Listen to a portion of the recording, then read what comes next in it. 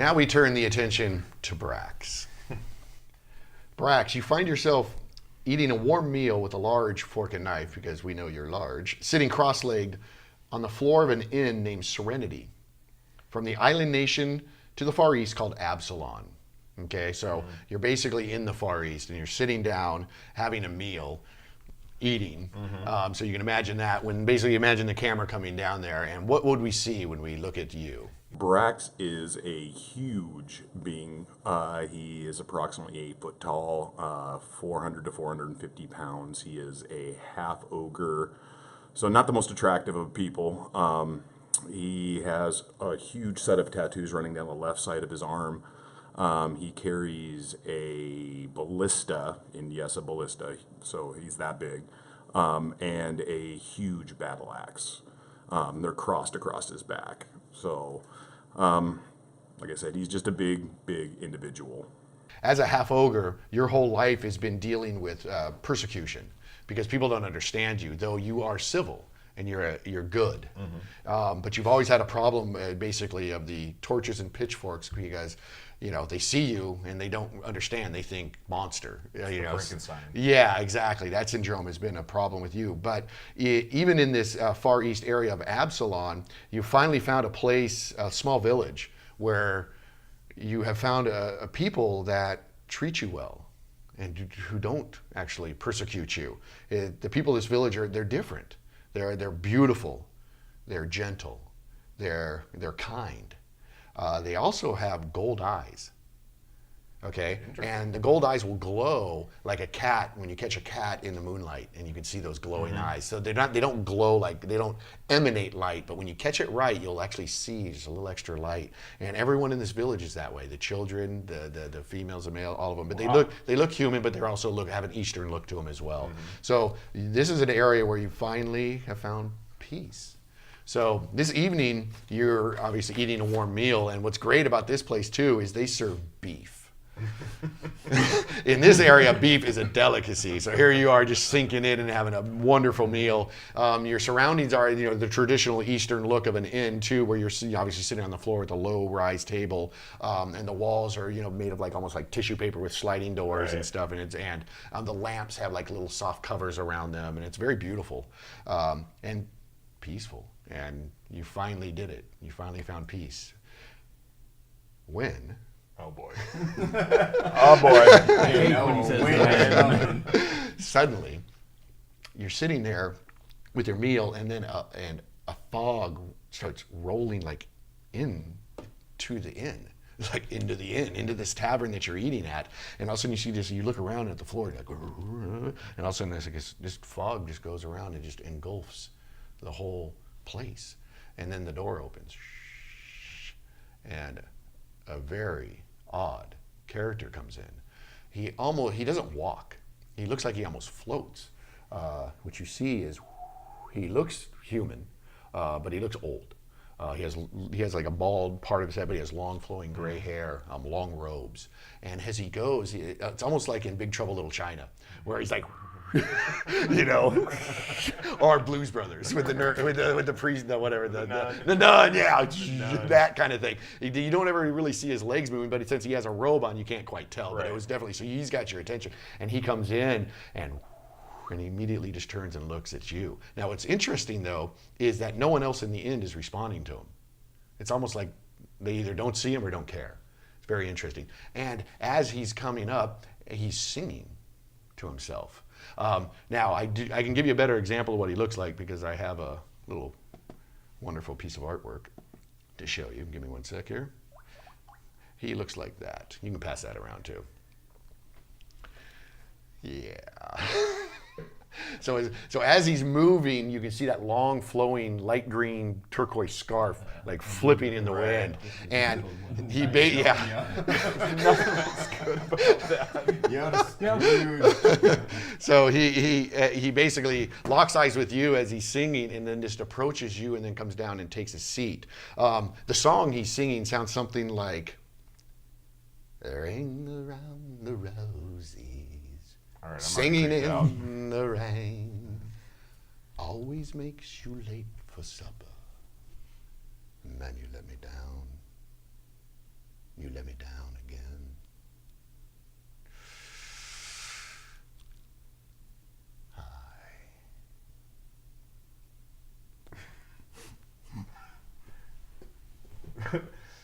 Brax, obviously not sure what the hell is going on, goes, "Why?" It's good to meet you finally, the mighty Brax. Don't you see? I know who you are. But you don't know who I am. Do you know why? Because who you are is not important. And who I am is not important. You know what is important? What you are. And then you see a flare in his eye. And you realize that you've been in situations before where things got edgy. You've been in combat. Right. You've had spells cast on you, and you know when someone's going to attack you. And that's the moment that just happened to you right now. When you saw that twinkle in his eye, you realize he's trying to take the initiative. Whoa. Roll it.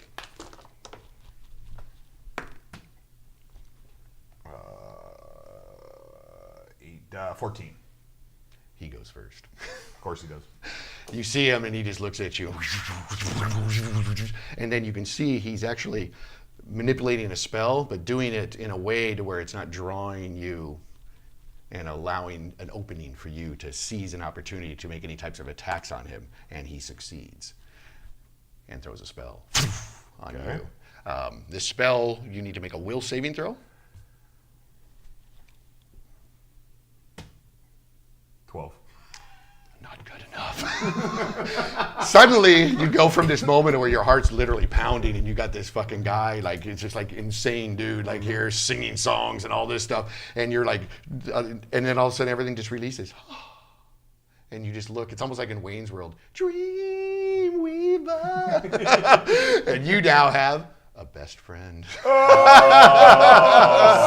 got whammy. I got rolled. You got whammied. And he goes, I came here a long way to show you something. Come on, friend, this way. Oh boy. Now, he's your best buddy in the world. Right. You're gonna go. going. So he literally just kind of like slowly just rises up and takes off, and then basically takes you out the way he came out the front door. Okay, so you go out the front door with him, and he's this, and he goes over. But it's very strange though. Once you actually head down the stairs of this inn back out into the little small village that you're in, it's nighttime. Right. Of course, there's a fog everywhere because the fog crept in. So there's actually a fog everywhere, and everything looks okay until you get to the bottom of the stairs, and it's almost like you walk through a field. And then all of a sudden, everything's changed. It's almost like there was some type of illusion up to make you think that everything was okay when everything is not okay. What you see in front of you, all of a sudden your face is glowing orange from the reflection of fire. The whole entire village is aflame. The sizzling sounds of crackling flesh is heard and pops as you realize people are on stakes, burning alive. Some are still screaming. Children, women, men. Wow. The whole village. You suddenly look behind you and you realize the inn you're in was on fire too, and you didn't even know it. It's very shocking. So I'm going to give you another chance to save out of this spell you're under. Save. 21. You're kidding me. I'm not. Everything is burning. But it's your best bud. It's like, obviously, this is meant to be. Everything's on fire. The smell is overwhelming. I mean, you've never smelled burnt flesh before. And it's everywhere. Everyone you know and care for in this wonderful village that used to be your one haven of peace Yeah. is now dead. And he looks at you and just goes, do you know why this happened, Brax? Well, and we're still buddies, right? Uh-huh. No. It's because you're cursed. Cursed. Wow.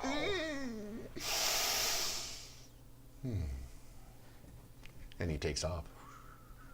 And then so what you see is your best buddy is taking off. Goodbye, Brax.